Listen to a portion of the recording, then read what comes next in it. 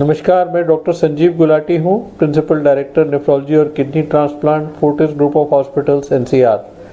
आज हम बात करेंगे 7 मिथ्स अबाउट सीकेडी और किडनी फेलियर। तो पहला मिथ तो ये है कि kidney failure affects only older people.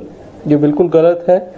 Chronic kidney disease can affect any as including newborn's, younger children, older children, young adults और ओल्डर पीपल।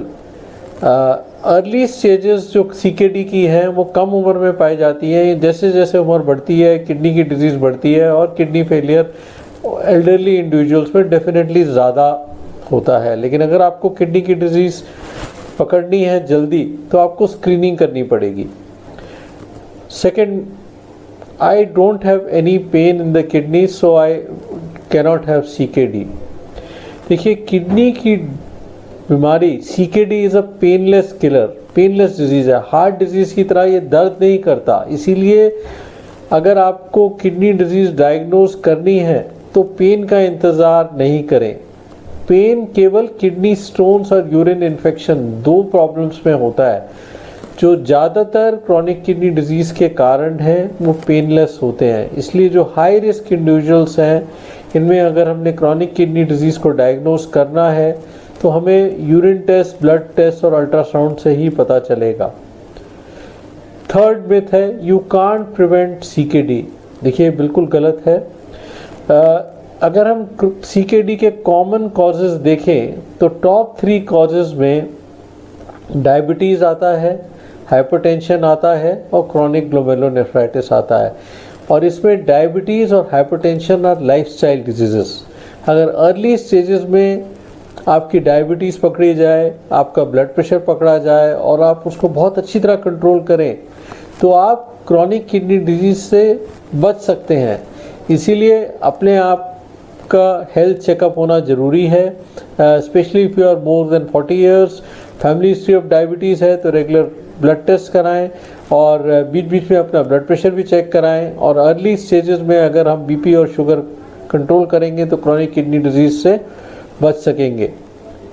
चौथा मिथ है dialysis is a death sentence.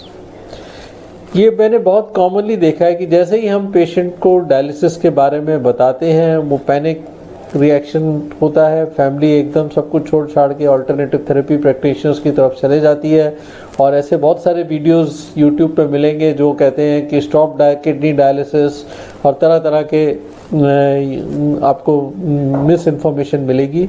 पहले तो आपको समझना है डायलिसिस क्या होता है। Dialysis is artificial kidney support. यानी अगर आपकी किडनी नहीं काम कर रही है तो एक मशीन द्वारा हम आपके ब्लड से जहर निकालते हैं, एक्सेस पानी निकालते हैं और हम टाइम गेन करते हैं और आपकी मेडिसिन शुरू करते हैं। और कई सारे ऐसे पेशेंट्स होते हैं जो मेडिसिन से इम्प्रूव हो जाते हैं। ये आपका डॉक्टर ही डिसाइड करेगा आफ्टर अप्रोप्रिएट इन्वेस्टिगेशंस। कई बार एक्यूट ऑन सीकेडी होता है, कई बार एकेआई होता है, एक्यूट किडनी इंजरी होती है। इसमें डायलिसिस बिल्कुल बंद हो जाता है, पेशेंट्स रिकवर हो जाते हैं। ये हमने एक और वीडियो भी बनाया हुआ है, once on dialysis always on dialysis, is this true, उसको भी देख लें। तो लेकिन अगर आपकी बीमारी की जड़ में पकड़ी जाती है और उसमें कुछ इम्प्रूवमेंट का स्कोप है तो डायलिसिस बंद हो जाएगा। हाँ, अगर आपको स्टेज 5 क्रॉनिक किडनी डिजीज़ है, लास्ट स्टेज पे पहुंच गए हैं तो dialysis is a life saving process. इसलिए डायलिसिस से डरिए नहीं। टेक्नोलॉजी बहुत एडवांस हो गई है आजकल। Dialysis is absolutely safe and a painless process. Number 5, once you have CKD there is no hope for improvement. CKD लोग कहते हैं कि प्रोग्रेसिव डिजीज़ है, यानी एक बार आपका क्रेटिनिन बढ़ना शुरू हो, जीएफआर कम करना शुरू हो तो कम होता जाता है, कोई दवाई से फ़ायदा नहीं है। ये भी गलत है। हमारे पास आज की डेट में बहुत सारी ऐसी मेडिसिन्स आ गई हैं जो हम सीकेडी में शुरू करें तो आपकी किडनी की लाइफ प्रोलॉन्ग होती है, आपकी लाइफ की क्वालिटी इम्प्रूव होती है, किडनी फंक्शन इम्प्रूव होता है। ये हमने एक और वीडियो में भी ये बताया है कि how to improve serum creatinine, उसको भी ज़रूर देखें।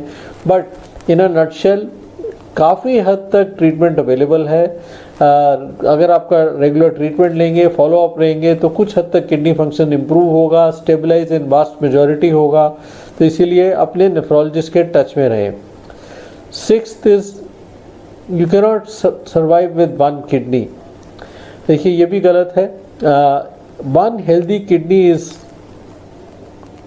Sufficient for a entire life. अगर हम 1000 नॉर्मल लोगों को स्क्रीन कर लें, एडल्ट्स को स्क्रीन करें और उनका अल्ट्रासाउंड करें, तो उनमें से एक इंसान ऐसा होगा जिसकी बाय बर्थ एक किडनी है और उसको पता भी नहीं चला।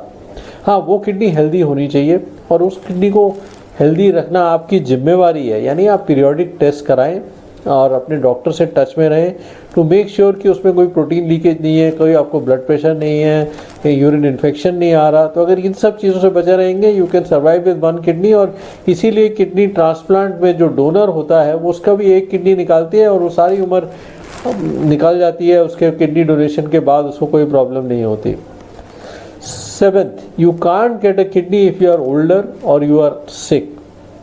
ये दोनों धारणाएं गलत हैं। कुछ समय पहले हम लोग 60 साल की उम्र में किडनी ट्रांसप्लांट नहीं करते थे, लेकिन जैसे जैसे एक्सपीरियंस बढ़ा हम अब 70 साल और अब 80 साल तक हम किडनी ट्रांसप्लांट करते हैं।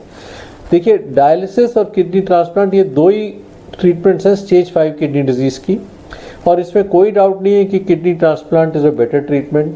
अगर आपका सर्वाइवल पीरियड 2 साल से ज़्यादा है, यानी आपको कोई इरिवर्सिबल डिजीज़ नहीं है, जैसे कोई कैंसर है या कोई और सीरियस बीमारी नहीं है, और अगर आपकी बॉडी ट्रांसप्लांट की सर्जरी टॉलरेट कर सकती है, तो transplant is a successful treatment. अच्छा, आपको इन्फेक्शन है, यू आर सिक, तो उस समय तो कोई भी ट्रांसप्लांट नहीं करेगा।